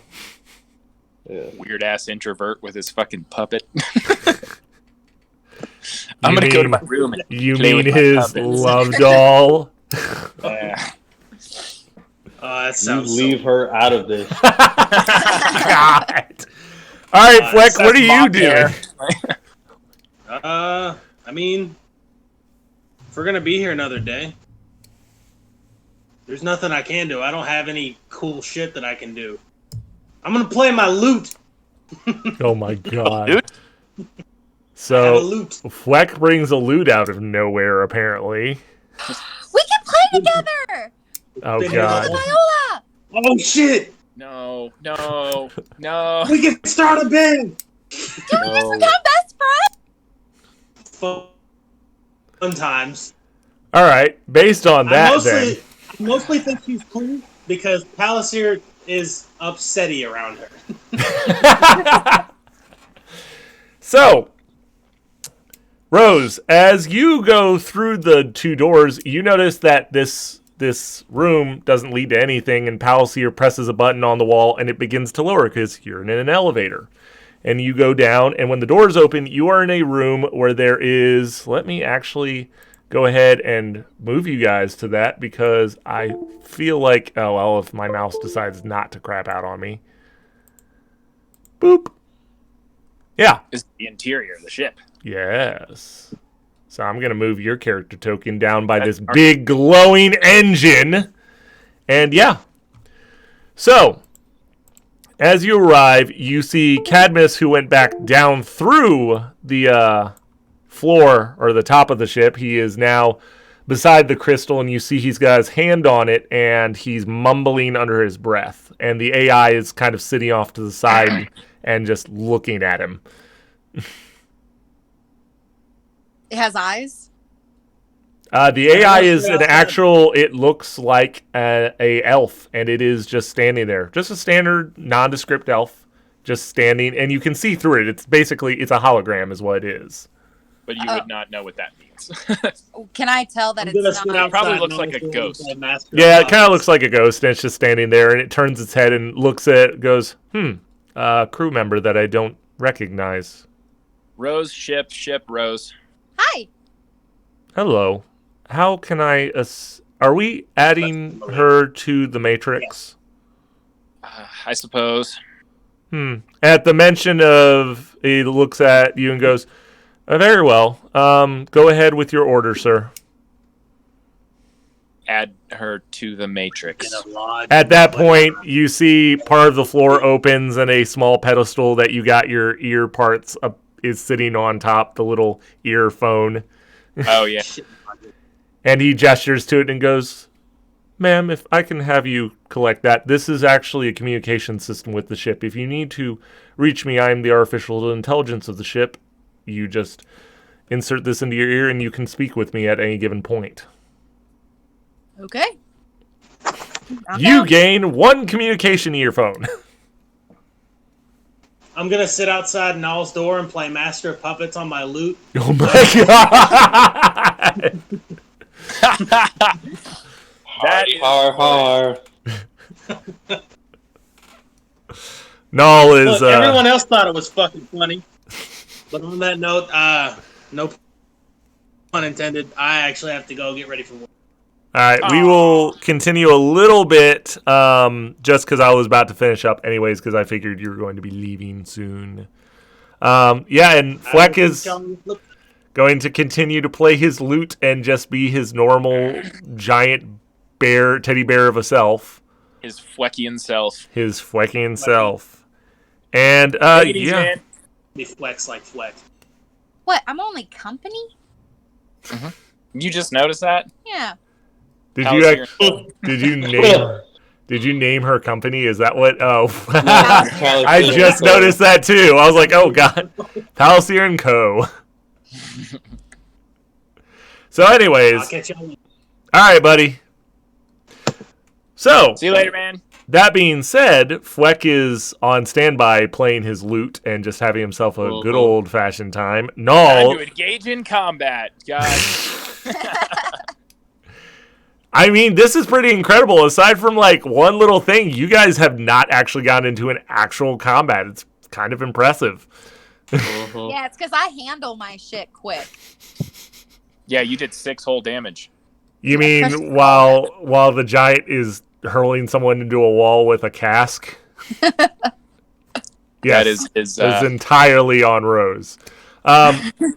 So yeah, the AI gives you a rundown of the ship itself, what the little insectoid robots that are wandering around are, and the fact that they are basically the kind of ship repairers and general all-purpose things. People repairers.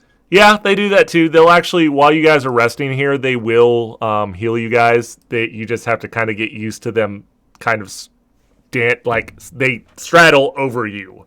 It's very alarming when you wake up, as Palliser found out. Palliser doesn't like to be touched.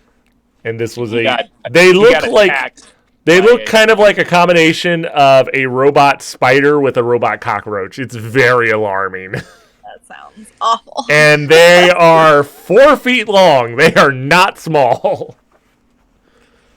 They are. Well, where's my room? That's up to I you. haven't had a bed in a while. Wherever you want it to be. As long as Can it's we not, room? No. We should totally room. Why? Oh man. Well, I stick my head out the door saying, hearing someone else in the room with me. That's weird. I stick my head out my room door and say, looks like this relationship is moving a lot faster than seems normal. Palliser is just going to give you this look like, fuck off. Well, there's 2 more rooms available. Actually, I think Dargo took this one right here. Yeah, because that's the one he took.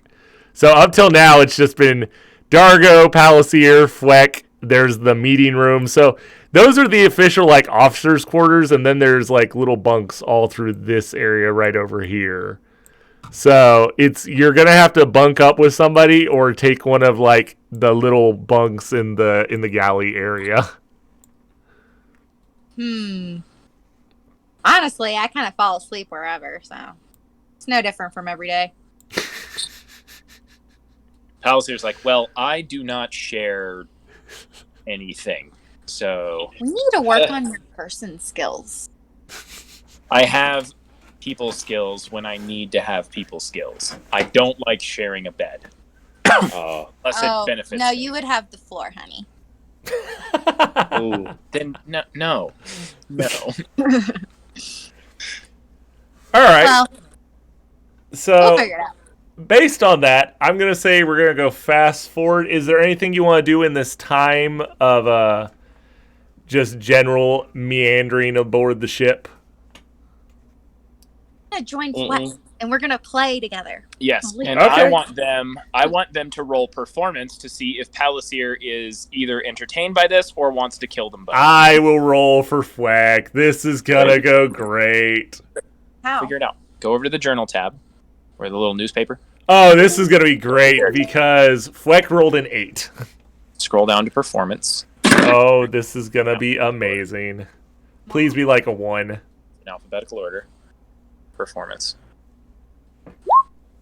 Ooh. Oh, okay. All right. So Fweck is nowhere near on key, but with the help of Rose, they managed to assemble a bit of a melody. It's not like I would definitely get out and I have no choice but to dance, but it's one of those ones where you're in the corner, you start tapping your foot like, okay, this isn't bad at all. So Palliser is going to hear them start to play, and he hears Fweck start to play, and he's like, God, no. Yeah. And then she starts playing over top of it, and it's a delightful melody, and he's like, yeah, and Fweck kind of follows along with it, is what it is. Like after a little while, he actually picks up the beat, and so they make this kind of weird hodgepodge memory or melody. Yeah. Yeah. Palliser's like, well, this is surprisingly tolerable. All right. No, what are you doing? I am putting the finishing touches on my latest puppet, and then Doll. Huh? I believe the word you were looking for was adult doll. No. He was touching it? All right. What is the Something anatomy of this puppet? It's a puppet. It's another cleric puppet, because the last one, detonated. I wonder how that happened. No. Yeah, very unfortunate. It blew up?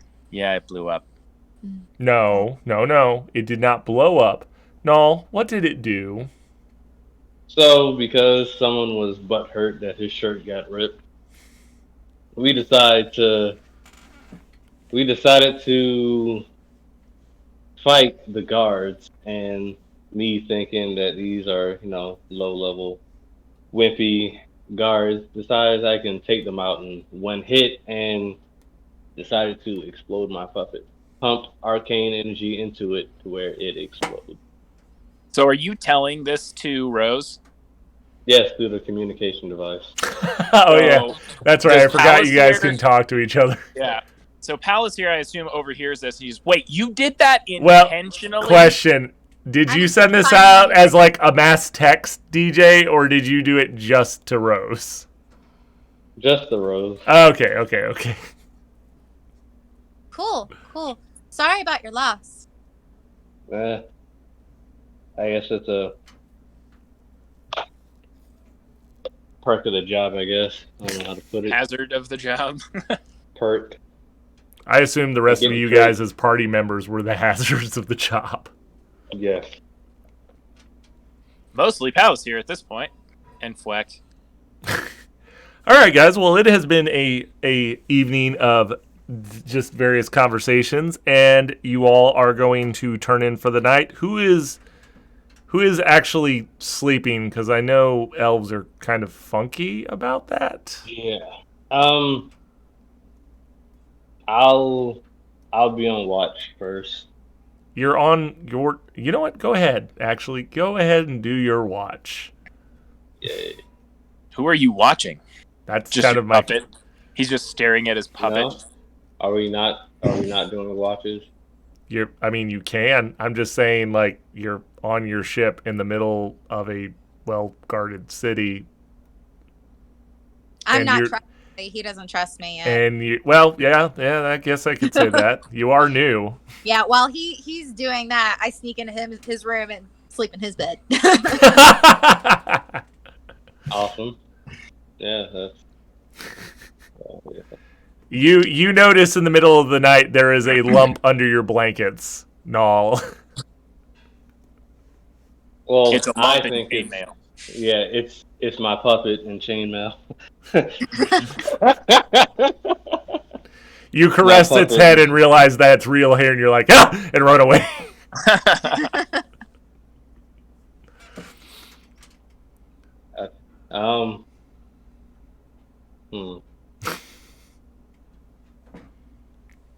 I think I'll meditate while I'm on the deck. Okay. Well then, if you're meditating, you know what time it is, DJ. It's your turn. No. Everyone else has had a turn. It's your turn. I want to change. Nope, sorry. No. So you get comfy on board the deck. Mm-hmm. And you find yourself, you find your center, and you go very, relaxed and very what's the word? You're finding your chi. Is that what it is? My zen. You get very zen. Prepare to get uncomfy. Well, as you're sitting there, you feel yourself relax much more, and all of a sudden you feel the pit of your stomach kind of. It's like when you look over the edge of something very tall, and you feel your stomach drop all of a sudden. The void. Yeah, and you open your eyes and you look, and you're sitting in a void of black. You can feel the deck still under you, but everything is black around you, except same beside you is a figure completely cloaked in gray. They have a hood pulled over their head. They're sitting cross-legged as far as you can tell, and you cannot tell what race this is, what gender this is, nothing. It is just a figure that is roughly your height based on the way they're sitting, and they have everything completely covered by this cloak, and they're just sitting quietly beside you. Okay. Can I talk to this person, or am I still like dreaming this? You can move. You Oh, can talk. You're not frozen. Oh. Like no one's holding person or anything. You're just. Okay. It would definitely be alarming, I would think. Mm-hmm. The soul of his puppy. What you doing now?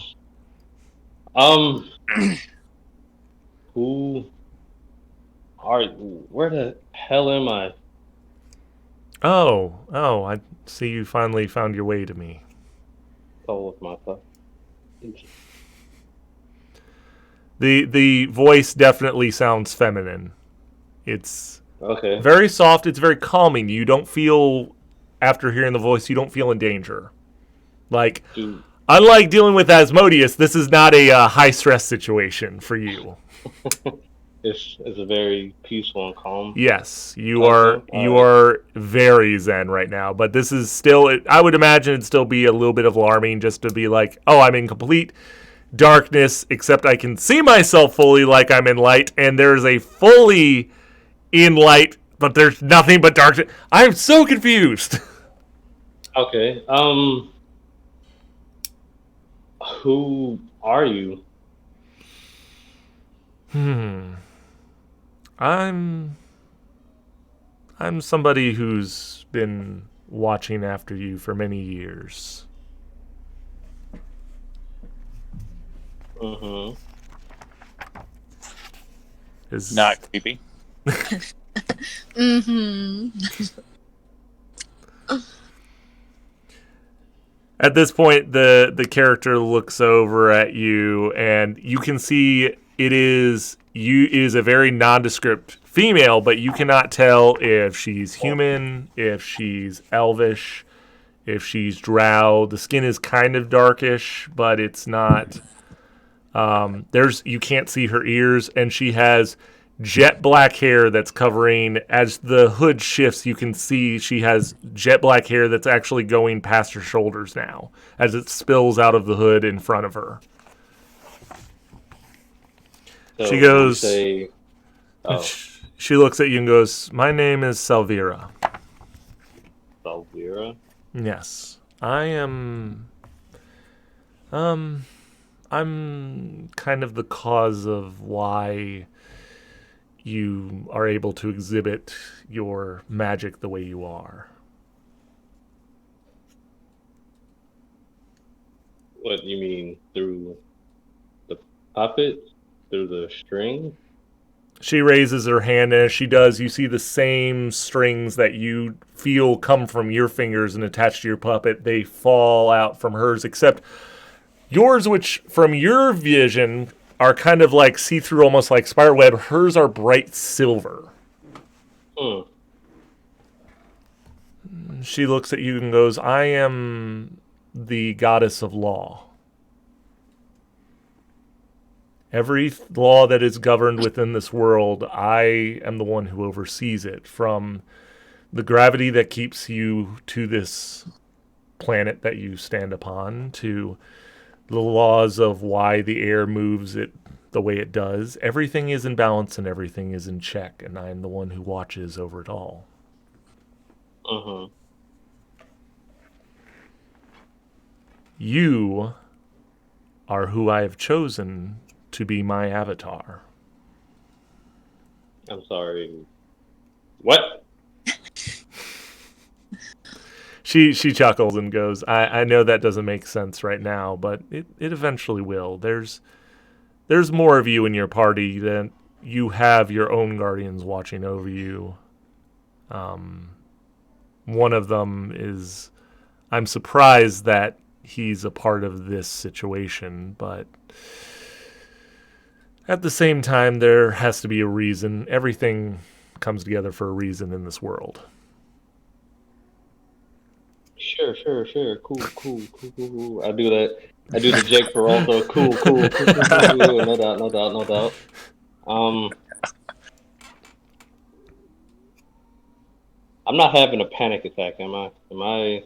This is actually happening. She she raises her hand, and one of the strings attaches to your hand, and it mirrors what she's doing. Yeah. Cool. Does that answer your question? No, yeah. All good. All no problemo. Yeah. Um, so I'm going to be your avatar. Is there, rules, guidelines, you know, things of that nature that I have to follow, or No, am I gonna get possessed? I don't think I'm gonna like that. no, it doesn't work like that. The rules have kind of come loose a bit. Unfortunately, there is something that happened when the world broke caused issues. We as gods and goddesses lost a lot of our strength when that happened. And something's wrong about that. There are events that in my travels and exploring, stories don't match up. And I've been trying to figure it out, which is one of the reasons why I've chosen you. You are naturally a curious being by nature. You like to see how the world works, and you like to look at how something can be made into something else, and that's one of the reasons why I was drawn to you and all. Right. She smiles and goes, I'm not a... I'm not an angry goddess. I'm one, like I said, of order. I'm benevolent and only wish for the world to be resuming to its normal state. The way things are happening on Perseus, it needs to be reset. And I know the being that's with you, he's working that as well. But what's odd to me is I don't know who he is. The other beings I've spoken to, the other gods and goddesses, have no recollection of who this Cadmus is. But he knows us. So, do you need us to? Can I act like I'm gonna tie a rope around the neck and tighten it? Do the whole type thing. Is that what you need us to do, or? No, I don't need you to kill or assassinate anyone. That's not what I'm about anyways. No, I need you to follow along with him and, one, find out what he is doing, and more so, find out if you can figure out who your other two traveling companions, beings are. We do travel amongst each other, and we do know each other, but we're not always privy to who we've chosen as our avatars. Based on the fact that not all of us are as benevolent as myself, and given the opportunity to lessen someone's hold within the world of Perseus, you can understand why there might be a little bit of struggling if someone were to find out whose avatar was whose.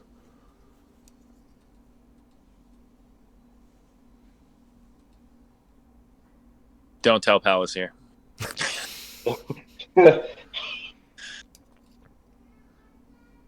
Hey, buddy, do you have a god in town? So on that ask people if they have gods. on that part, she lets go of she releases the string from your wrist, and she goes, I am here to help, believe it or not. And I think in order to prove that, I'm going to help you come to terms and find out what actually happened to you those years ago and your family. I can't give you... I can't give you all of the information because it's not my place. But I can point you in the right direction. Mm-hmm. The Empire City of Castellion, that I believe your friend Fweck said that he was looking for, you need to head there. And I've already left on the maps inside of your exploration area directions on how to get there. You just have to convince the others to actually go. Shouldn't be too hard. Once you get there, look for the Merchants Guild. Mm-hmm. You'll be able to find more information there. I know you will, Null. But that being said, the people that killed your family, they still know that you're alive. Tread carefully. And at that point, she's going to touch the sigil that Cadmus left on you, and you're going to feel, it's almost like a slight burn, and you'll notice that there's another symbol that's been designed into it. This one glows red, not blue, though. She goes, a parting gift. Ink. And you awaken, and the sigil is still glowing on your chest, and you are back on the top of the ship. Yeah. And on top of that, you may go ahead and you may add into your spell list Hold Person as one of your known spells. Ooh. So he uses his puppet fingers to hold somebody? Mm-hmm. That's pretty baller. But it doesn't require his threads. It's just he knows the spell now. Okay. Nice. So yeah, that's your little dream walk you had there, Nall. Palace here having any dreams? Ooh, you know what? I'm going to leave this up to fate. Let's find out, shall we? No. Ooh. I shouldn't have asked. Oh. Palasier, while you were asleep,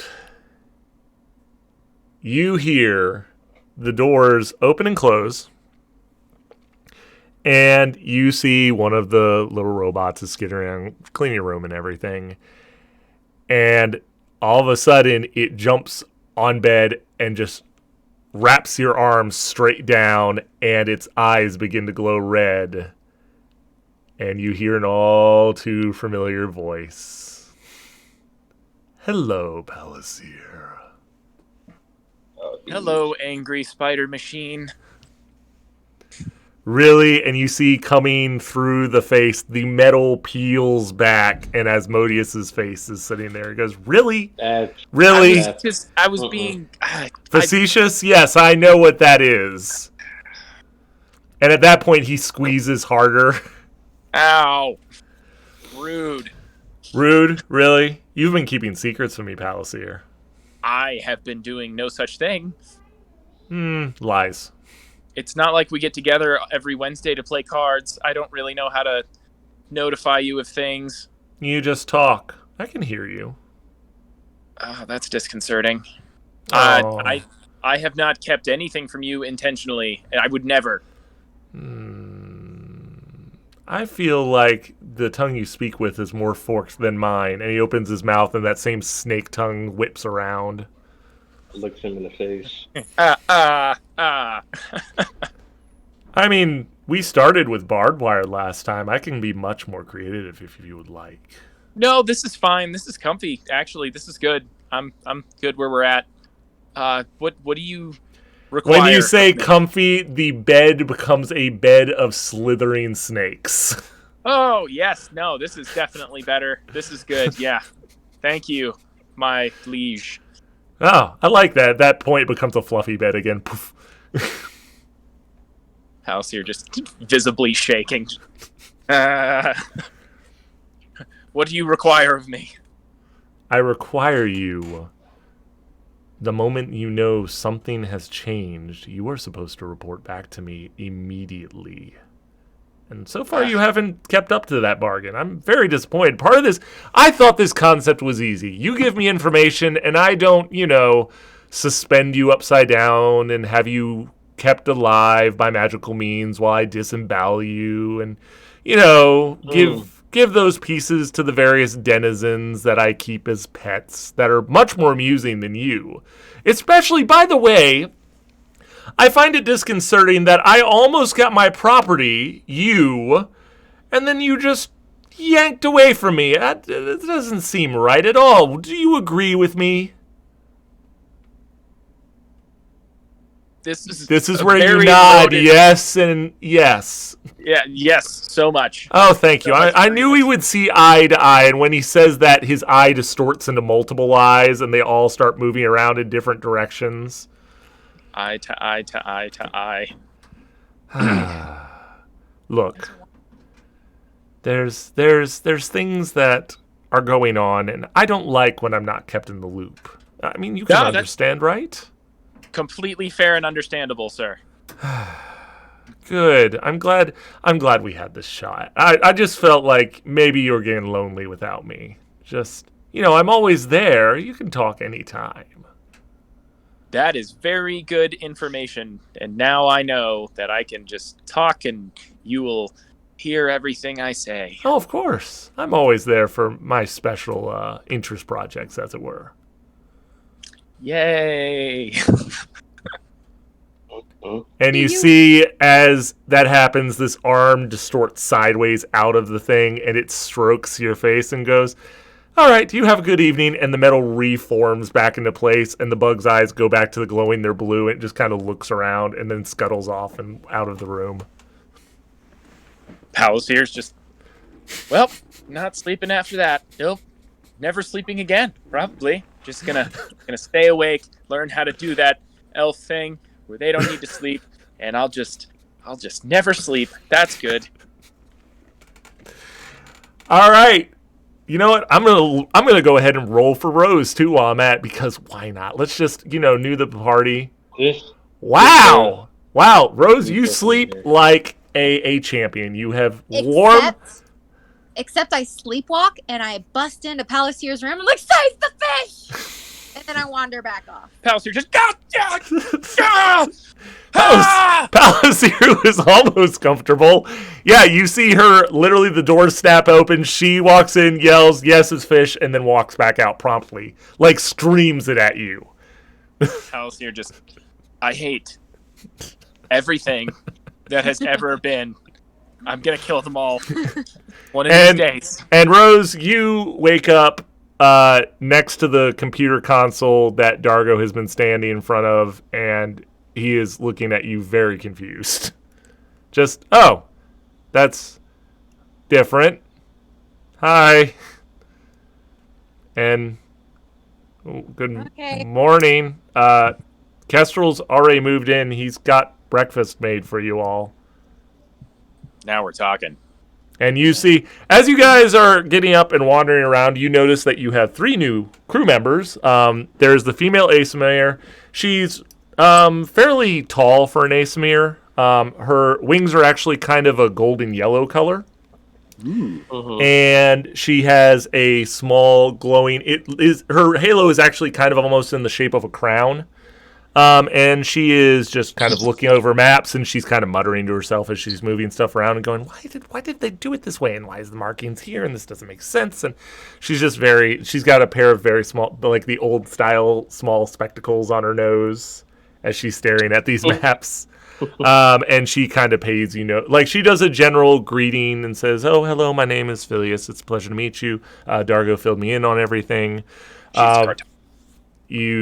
Kestrel is down in with the rest of the supplies, and he set up a makeshift kitchen, and you guys, as you go downstairs, can smell eggs and bacon frying up, and he has a spice cider that he made. It's all homemade. It's all delicious. It's wonderful, guys. And as you guys get up to the top, you would see walking along and kind of just muttering himself, this older, which is saying something for an elf. half elf, that is, very buff half elf, wandering around, and he's got slung over his shoulders like it's this big bear pelt, and the claws are like linked together as what forms around it. He's got an eye patch over one eye. He's got all these scars all over him, and he's just kind of muttering to himself and just walking around, and he's got a clipboard, and you see that he's marked off supplies and everything. And yeah, he's just very he's very yes sir, no sir, but he's very just, at the moment you leave him alone, he starts muttering to himself and talking to himself again. But this is your crew. This is your ragtag crew that is with you guys now, and that is Altel. So yeah, this is what you guys, and Dargo says, I've alerted the harbor master. You guys are ready. Where are we going? Wait. Palastier's just eating. He looks He doesn't at even Rose care. and just kind of rolls his eyes and goes, someone who has a better idea, maybe? Palastier is eating breakfast. He's eating the bacon. He doesn't even care that it's meat. He's just so beaten down right now. He's just putting things in his mouth. Aww. The Empire City. Let's try to go in that direction. Oh yeah. Dargo goes, yeah, we can easily do that. I actually sat down with Phileas and we went over the maps, and she said for whatever reason you guys wrote all over the original maps and there were directions to get there. So was that you who did that, Noel? You shaved it. No. You just It might have been the big guy, Fweck. Huh. I didn't know Fweck knew. Okay, Right, whatever. yeah. Shrugs his shoulders. He goes, all right, and goes downstairs. And yeah, you guys are now departing Kestrel, and you are on your way to the Empire, which is going to be a 2-week trip is what it's going to be. So you guys are going to get really comfortable with each other, and I'm really hoping you don't have some bad experiences, because Oh boy. Yeah, what could possibly go wrong? I know, right? I mean, you guys are so good at handling you've lived so far. That's good. No one's died. No, I feel like Bruce Banner, as he realizes the helicarrier is a helicarrier, and just, oh no, this is much worse. Yep, that sounds right. Are you okay? You're eating meat, right? Palasier just looks up at you, and he doesn't even look like he's there, and then he just goes back to eating. Rose is going to talk to the navigator. Is it Phileas? It's Phileas. Yes, because that is her goddess is all about navigators and wanderers. All right. Well, the moment you mention about it, instead of her small mutterings and where she's, going back over the map, she gets really excited. And you see her, like, when you mention you're interested in talking about the maps and cartography, you see her wings flutter a little bit like a little bird's where it gets excited. Like, she's like, and she straightens, and the feathers, instead of being fluffed out, they kind of smooth back down once she realizes what happened. She's like, oh, she straightens up. She's like, oh yes, let me here. And she puts everything in more of an order instead of spread everywhere. And she very happily starts explaining it all about cartography and then the technique she's using to, help navigate you guys and everything. You have a very genuinely nice conversation with her. She's a very pleasant woman. What kind of bird is she?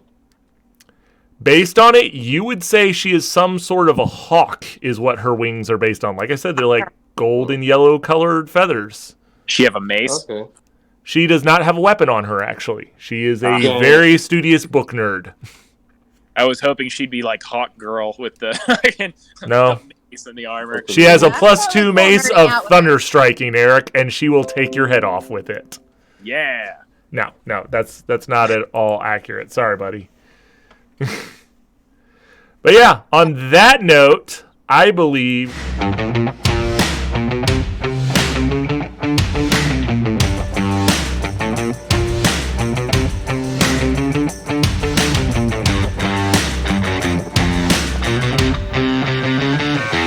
And like that, we get sued. Again, we have gotten sued every single show we get sued. So, It's random terrible. side note before we jump off.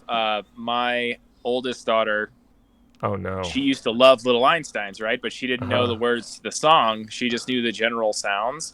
Oh, And when they say, climb aboard, get ready to explore, she would just come up and she'd just go, a whore, a whore, a whore, a whore.